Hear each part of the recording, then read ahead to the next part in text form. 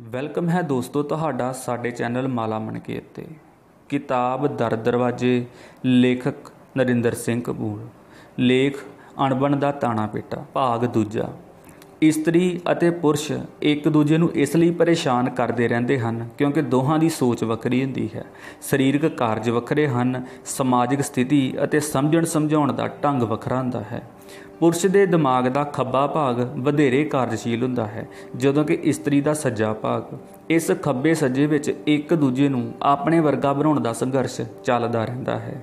ਇਸ ਬੁਨਿਆਦੀ ਵਖਰੇਵੇਂ ਦੇ ਭੇਤ ਨੂੰ ਸਮਝ ਕੇ ਤਾਲਮੇਲ ਪੈਦਾ ਕਰਨ ਦੀ ਲੋੜ ਹੈ। ਜਿੱਥੇ ਇਹ ਤਾਲਮੇਲ ਪੈਦਾ ਹੋ ਜਾਂਦਾ ਹੈ, ਉੱਥੇ ਭਰੋਸੇ, ਉਤਸ਼ਾਹ ਅਤੇ ਪਿਆਰ ਕਾਰਨ ਪਤੀ ਪਤਨੀ ਪਿਘਲ ਕੇ ਇੱਕ ਹੋ ਜਾਂਦੇ ਹਨ ਅਤੇ ਉਹ ਇੱਕ ਦੂਜੇ ਵਿੱਚ ਦੁੱਧ ਵਿੱਚ ਪਤਾਸੇ ਵਾਂਗ ਘੁਲ ਜਾਂਦੇ ਹਨ। ਤਾਲਮੇਲ ਵਿੱਚੋਂ ਉਪਜੀ ਸੁਖਾਵੀਂ ਸੇਜ ਸੰਤੁਸ਼ਟੀ ਪਤੀ ਪਤਨੀ ਦੇ ਸਬੰਧਾਂ ਨੂੰ ਨਿੱਘਰ ਨੀਂਹ ਪ੍ਰਦਾਨ ਕਰਦੀ ਹੈ ਅਤੇ ਦੋਹਾਂ ਵਿਚਕਾਰ ਆਪਸੀ ਚੋਲ ਮੋਲ ਚੱਲਦੀ ਰਹਿੰਦੀ ਹੈ। ਚੋਲ ਮੋਲ ਤਿੱਖੀ ਬੁੱਧੀ ਵਾਲੇ ਕਰਦੇ ਹਨ ਅਤੇ ਚੋਲ ਮੋਲ ਨਾਲ ਬੁੱਧੀ ਤਿੱਖੀ ਹੁੰਦੀ ਹੈ। ਤਿੱਖੀ ਬੁੱਧੀ ਜਿਹਾ ਸੋਚਣਾ ਕੋਈ ਗਹਿਣਾ ਨਹੀਂ ਹੁੰਦਾ। ਕਾਮ ਸੰਬੰਧਾਂ ਵਿੱਚ ਲੈਣ ਦੇਣ ਨੂੰ ਇੱਕ ਦੂਜੇ ਤੋਂ ਵੱਖ ਨਹੀਂ ਕੀਤਾ ਜਾ ਸਕਦਾ, ਕਿਉਂਕਿ ਦੂਜੇ ਦੀਆਂ ਲੋੜਾਂ ਪੂਰਦਿਆਂ ਸਾਡੀਆਂ ਆਪਣੀਆਂ ਲੋੜਾਂ ਵੀ ਪੂਰੀਆਂ ਹੁੰਦੀਆਂ ਰਹਿੰਦੀਆਂ ਹਨ।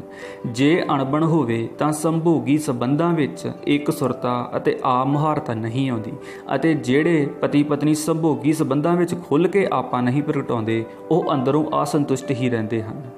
ਧਰਮ ਵੱਲੋਂ ਕਾਮ ਨੂੰ ਪਾਪ ਕਹੇ ਜਾਣ ਕਾਰਨ ਕਾਮ ਸੰਤੁਸ਼ਟਤਾ ਦੀ ਘਾਟ ਦੀ ਸਮੱਸਿਆ ਸਦੀਆਂ ਤੋਂ ਸਾਡਾ ਪਿੱਛਾ ਕਰ ਰਹੀ ਹੈ ਅਤੇ ਪਤੀ ਪਤਨੀ ਵਿਚਕਾਰ ਅਣਬਣ ਦਾ ਇਹ ਇੱਕ ਵੱਡਾ ਕਾਰਨ ਬਣ ਗਈ ਹੈ।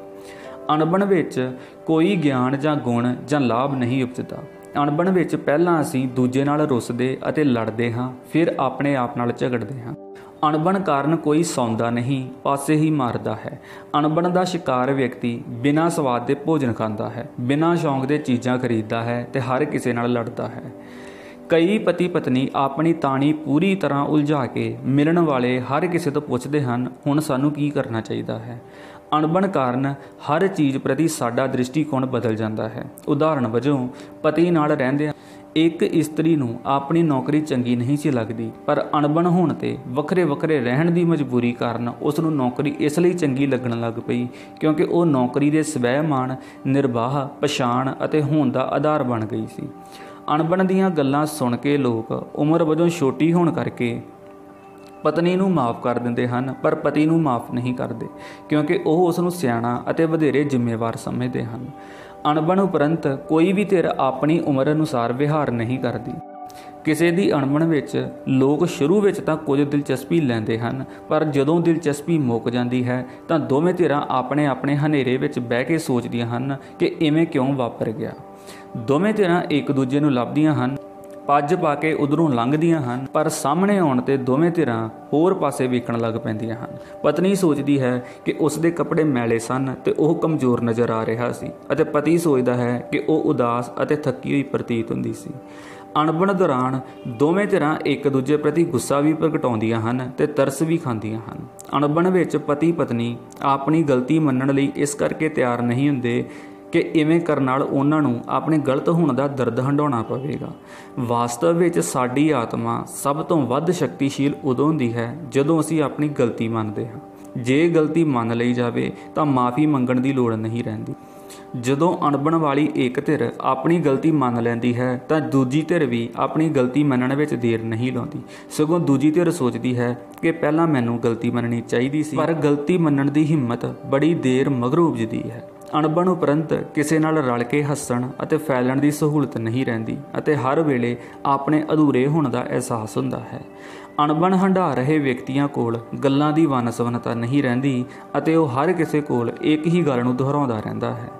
ਵੱਖ-ਵੱਖ ਰਹਿ ਰਹੇ ਪਤੀ ਪਤਨੀ ਦੇ ਅਣਬਣ ਕਾਰਨ ਸਾਰੇ ਚਾਅ ਮਰ ਜਾਂਦੇ ਹਨ ਅਤੇ ਉਹਨਾਂ ਕੋਲ ਮਾਣ ਕਰਨ ਯੋਗ ਕੁਝ ਵੀ ਨਹੀਂ ਹੁੰਦਾ। ਇਹਨਾਂ ਪਰੇਸ਼ਾਨੀਆਂ ਦੇ ਹੁੰਦਿਆਂ ਵੀ ਕਰੋੜਾਂ ਜੋੜੇ ਅਣਬਣ ਦੇ ਬਾਵਜੂਦ ਸਮਾਜਿਕ ਕਦਰਾਂ ਕੀਮਤਾਂ ਦਾ ਸਤਿਕਾਰ ਕਰਦਿਆਂ ਅਤੇ ਪਰਿਵਾਰਕ ਛਤਰੀ ਦੀ ਛਾਂ ਮਿਲਣ ਕਾਰਨ ਅਤੇ ਬੱਚਿਆਂ ਦੀ ਭਲਾਈ ਨੂੰ ਸਾਹਮਣੇ ਰੱਖ ਕੇ ਇਕੱਠੇ ਰਹਿ ਰਹੇ ਹਨ।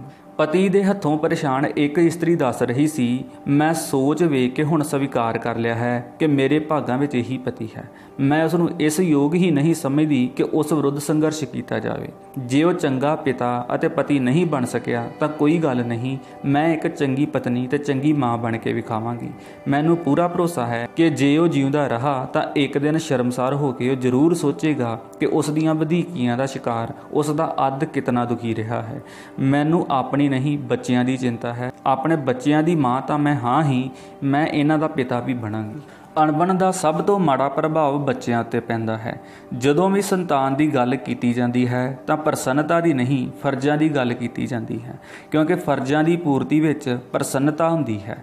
ਬੱਚੇ ਪਾਲਣਾ ਜੀਵਨ ਦਾ ਸਭ ਤੋਂ ਲੰਮਾ ਕਾਰਜ ਹੁੰਦਾ ਹੈ, ਜਿਸ ਵਿੱਚ ਮਾਂ ਦੀ ਮਮਤਾ ਅਤੇ ਧਿਆਨ ਦੇ ਨਾਲ ਪਿਤਾ ਦੀ ਪ੍ਰੇਰਨਾ, ਅਗਵਾਈ ਅਤੇ ਹੱਲਾਸ਼ੇਰੀ ਦੀ ਲੋੜ ਪੈਂਦੀ ਹੈ। ਜੇ ਬੱਚਿਆਂ ਨੂੰ ਇਹ ਸਹੂਲਤਾਂ ਨਾ ਮਿਲਣ ਤਾਂ ਉਹ ਸੰਸਿਆਂ ਵਿੱਚ ਘਿਰ ਜਾਂਦੇ ਹਨ ਅਤੇ ਮਗਰੋਂ ਉਹ ਸਾਵੇਂ ਸੁਖਾਵੇਂ ਸੰਬੰਧਾਂ ਨੂੰ ਉਸਾਰਨ ਦੇ ਯੋਗ ਨਹੀਂ ਰਹਿੰਦੇ।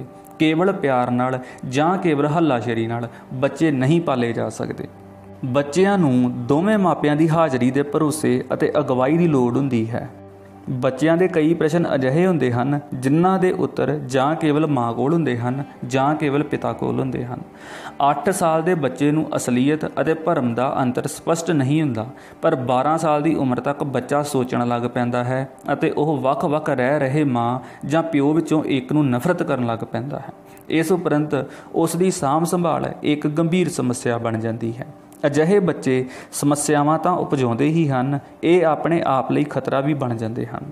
ਜੇ ਕਿਸੇ ਪਰਿਵਾਰ ਵਿੱਚ ਅਣਬਣ ਦੀ ਸੂਰਤ ਵਿੱਚ ਛੁਟਕਾਰਾ ਪਾਉਣ ਲਈ ਤਲਾਕ ਦਾ ਢੰਗ ਵਰਤਿਆ ਜਾਵੇ ਤਾਂ ਇਹ ਇੱਕ ਰੀਤ ਹੀ ਬਣ ਜਾਂਦੀ ਹੈ, ਜਿਸ ਕਾਰਨ ਇੱਕ ਨਹੀਂ ਕਈ ਤਲਾਕ ਵਾਪਰਦੇ ਹਨ। ਸਫਲ ਵਿਆਹ ਦਾ ਭੇਤ ਇਹ ਜਾਣਨਾ ਹੁੰਦਾ ਹੈ ਕਿ ਕੁਝ ਵੀ ਅਜਿਹਾ ਨਹੀਂ ਹੁੰਦਾ ਜਿਸ ਬਾਰੇ ਇੱਕ ਦੂਜੇ ਨਾਲ ਲੜਿਆ ਜਾਵੇ। ਵਿਆਹ ਅੱਖਾਂ ਖੋਲ੍ਹ ਕੇ ਉਸ ਨਾਲ ਕਰਵਾਉਣਾ ਚਾਹੀਦਾ ਹੈ ਜਿਸ ਬਿਨਾਂ ਰਿਹਾ ਨਾ ਜਾ ਸਕੇ। ਅਮਰੀਕਾ ਵਿੱਚ ਮੈਨੂੰ ਇੱਕ ਜੋੜੇ ਦੇ ਵਿਆਹ ਦੀ 50ਵੀਂ ਵਰ੍ਹੇਗੰਢ ਦੇ ਜਸ਼ਨਾਂ ਵਿੱਚ ਸ਼ਾਮਲ ਹੋਣ ਦਾ ਅਵਸਰ ਮਿਲਿਆ ਸੀ। ਅਮਰੀਕਾ ਵਿੱਚ ਅਣਬਣ ਆਮ ਹੈ, ਸੋ ਵਿਆਹ ਇਤਨੇ ਹੰਢਣਸਾਰ ਨਹੀਂ ਹੁੰਦੇ। ਉਹਨਾਂ ਦੇ 8 ਬੱਚੇ ਹੋਏ ਅਤੇ ਸਾਰੇ ਬੜੇ ਸਫਲ ਅਤੇ ਤੰਦਰੁਸਤ ਸਨ। ਜਦੋਂ ਮੈਂ ਪਤਨੀ ਨੂੰ ਅਜਿਹੇ ਹੰਢਣਸਾਰ ਵਿਆਹ ਦਾ ਭੇਤ ਪੁੱਛਿਆ ਤਾਂ ਉਸਨੇ ਕਿਹਾ, ਅਸੀਂ ਚਾਹੁੰਦੇ ਸਾਂ ਕਿ ਸਾਡਾ ਘਰ ਬੱਚਿਆਂ ਨਾਲ ਭਰਿਆ ਹੋਵੇ, ਸੋ ਅਸੀਂ ਵਿਆਹ ਵੇਲੇ ਹੀ ਫੈਸਲਾ ਕਰ ਲਿਆ ਸੀ ਕਿ ਜਿਹੜਾ ਅਣਬਣ ਕਰੇਗਾ ਸਾਰੇ ਬੱਚੇ ਪਾਲਣ ਦੀ ਜ਼ਿੰਮੇਵਾਰੀ ਉਸ ਦੀ ਹੋਵੇਗੀ। ਅਸੀਂ ਇੱਕ ਦੂਜੇ ਨਾਲ ਰਹੇ ਬਿਨਾਂ ਇਤਨੇ ਬੱਚੇ ਪਾਲ ਹੀ ਨਹੀਂ ਸੀ ਸਕਦੇ, ਸੋ ਸਾਡੇ ਕੋਲ ਅਣਬਣ ਲਈ ਸਮਾਂ ਹੀ ਨਹੀਂ ਸੀ। ਰਿਸ਼ਤੇ ਤੋੜਨੇ ਸੌਖੇ ਹੁੰਦੇ ਹਨ, ਪਰ ਰਿਸ਼ਤੇ ਦੇ ਟੁੱਟਣ ਮਗਰੋਂ ਸਮੇਂ ਦੀ ਵਿਉਂਤ ਸਪਸ਼ਟ ਨਾ ਹੋਣ ਕਰਕੇ ਪਰੇਸ਼ਾਨੀਆਂ ਉਪਜਦੀਆਂ ਹਨ। ਜੇ ਤਲਾਕ ਉਪਰੰਤ ਜੀਵਨ ਦੀ ਵਿਉਂਤ ਸਪਸ਼ਟ ਨਾ ਹੋਵੇ ਤਾਂ ਇੰਜ ਲੱਗਦਾ ਹੈ ਜਿਵੇਂ ਜ਼ਿੰਦਗੀ ਦਾ ਰਸਤਾ ਹੀ ਗਾਇਬ ਹੋ ਗਿਆ ਹੋਵੇ ਜਾਂ ਖੁੱਲ੍ਹਾ ਬੂਹਾ ਸਦਾ ਲਈ ਬੰਦ ਹੋ ਗਿਆ ਹੋਵੇ। ਅਣਬਣ ਨਾਲ ਰਿਸ਼ਤਾ ਟੁੱਟਣ ਉਪਰੰਤ ਮਗਰਲੀਆਂ ਘਟਨਾਵਾਂ, ਅਵਸਰਾਂ, ਕਾਰਜਾਂ ਅਤੇ ਸੋਚਾਂ ਉੱਤੇ ਭੈੜਾ ਅਤੇ ਸਿੱਧਾ ਪ੍ਰਭਾਵ ਪਵੇਗਾ। ਜੇ ਵਿਛੜਨਾ ਹੀ ਹੈ ਤਾਂ ਇਵੇਂ ਵਿਛੜੋ ਕਿ ਦੋਵੇਂ ਧਿਰਾਂ ਵਿਛੜਨ ਉਪਰੰਤ ਘੱਟ ਤੋਂ ਘੱਟ ਸਮੇਂ ਵਿੱਚ ਆਪਣੀ ਆਪਣੀ ਲੀਹ ਉੱਤੇ ਪੈ ਜਾਣ, ਨਹੀਂ ਤਾਂ ਟੁੱਟੇ ਰਿਸ਼ਤੇ ਦੀ ਰਗੜ ਲੱਗਦੀ ਰਹੇਗੀ ਤੇ ਦੋਵੇਂ ਧਿਰਾਂ ਵਿਛੜ ਕੇ ਵੀ ਇੱਕ ਦੂਜੇ ਨੂੰ ਪਰੇਸ਼ਾਨ ਅਤੇ ਪੀੜਤ ਕਰਦੀਆਂ ਰਹਿਣਗੀਆਂ। ਤਲਾਕ ਲੈਣ ਦੀ ਕਾਹਲ ਕਰਨ ਤੋਂ ਪਹਿਲਾਂ ਜਿਹੜੇ ਇਸ ਢੰਗ ਨੂੰ ਵਰਤ ਚੁੱਕੇ ਹਨ ਉਹਨਾਂ ਨਾਲ ਗੱਲ ਕਰਨੀ ਤੇ ਉਹਨਾਂ ਦੀ ਸਲਾਹ ਲੈਣੀ ਲਾਹੇਵੰਦੀ ਹੋਵੇਗੀ। ਕਿਸੇ ਨਾਲ ਅਣਬਣ ਦੌਰਾਨ ਕੀ ਅਸੀਂ ਸਰਬੱਤ ਦੇ ਭਲੇ ਦੀ ਅਰਦਾਸ ਕਰ ਸਕਦੇ ਹਾਂ? ਅਣਬਣ ਕਿਸੇ ਦੇ ਭਲੇ ਬਾਰੇ ਸੋਚਣ ਹੀ ਨਹੀਂ ਦਿੰਦੀ। ਅਣਬਣ ਅਕਸਰ ਇਸ ਲਈ ਨਹੀਂ ਨਿਬੜਦੀ ਕਿਉਂਕਿ ਅਸੀਂ ਝਗੜੇ ਨੂੰ ਝਗੜੇ ਨਾਲ ਨਿਬੇੜਨ ਦਾ ਯਤਨ ਕਰਦੇ ਹਾਂ। ਜੇ ਸ਼ਾਂਤ ਮਨ ਅਤੇ ਲੰਮੀ ਸੋਚ ਨਾਲ ਯਤਨ ਕੀਤਾ ਜਾਵੇ ਤਾਂ ਅਣਬਣ ਨਿਬੜ ਸਕਦੀ ਹੈ। ਅਣਬਣ ਨਾਲ ਅਸੀਂ ਵੱਖਰੇ ਵੱਖਰੇ ਢੰਗਾਂ ਨਾਲ ਟੁੱਟਦੇ ਹਾਂ ਤੇ ਟੁੱਟੀਆਂ ਚੀਜ਼ਾਂ ਰੱਖਣ ਵਾਸਤੇ ਜ਼ਿੰਦਗੀ ਵਿੱਚ ਕਿਧਰੇ ਕੋਈ ਥਾਂ ਨਹੀਂ ਹੁੰਦੀ। ਇਮਾਨਦਾਰੀ ਅਤੇ ਸਦਭਾਵਨਾ ਨਾਲ ਚਿੰਤਾ ਅਤੇ ਚਿੰਤਨ ਕੀਤਿਆਂ ਹਰ ਸਮੱਸਿਆ ਦਾ ਹੱਲ ਨਿਕਲ ਆਉਂਦਾ ਹੈ। ਜਿਵੇਂ ਰੁਕਿਆ ਹੋਇਆ ਪਾਣੀ ਰੁਕਾਵਟ ਦੂਰ ਹੋਣ ਨਾਲ ਵਧੇਰੇ ਉਤਸ਼ਾਹ ਨਾਲ ਵਗਦਾ ਹੈ, ਉਵੇਂ ਹੀ ਅਣਬਣ ਦੂਰ ਹੋਣ ਨਾਲ ਜੀਵਨ ਪ੍ਰਵਾਹ ਮੁੜ ਲੀਹ ਤੇ ਪੈ ਕੇ ਤਿੱਖਾ, ਤੇਜ਼ ਅਤੇ ਜੋਸ਼ੀਲਾ ਹੋ ਜਾਂਦਾ ਹੈ। ਜੇ ਪੱਕਾ ਫੈਸਲਾ ਕਰ ਲਈਏ ਕਿ ਅਣਬਣ ਮੁਕਾਉਣੀ ਹੈ ਤਾਂ ਇਹ ਫੈਸਲਾ ਹੀ ਅਨੇਕਾਂ ਮੌਕਿਆਂ, ਸੰਭਾਵਨਾਵਾਂ ਅਤੇ ਅਵਸਰਾਂ ਵਾਲੇ ਰਾਹ ਖੋਲ੍ਹਦਾ ਚਲਾ ਜਾਵੇਗਾ ਅਤੇ ਸਾਲਾਂ ਪੁਰਾਣੀ ਅਣਬਣ ਦਿਨਾਂ ਵਿੱਚ ਹੀ ਮੁੱਕ ਜਾਵੇਗੀ। ਸੋ ਦੋਸਤੋ, ਇਸ ਦੇ ਨਾਲ ਇਹ ਸਾਰਾ ਲੇਖ ਖਤਮ ਹੁੰਦਾ ਹੈ। ਫਿਰ ਮਿਲਾਂਗੇ ਕਿਸੇ ਦੂਜੇ ਲੇਖ ਦੇ ਨਾਲ। ਧੰਨਵਾਦ।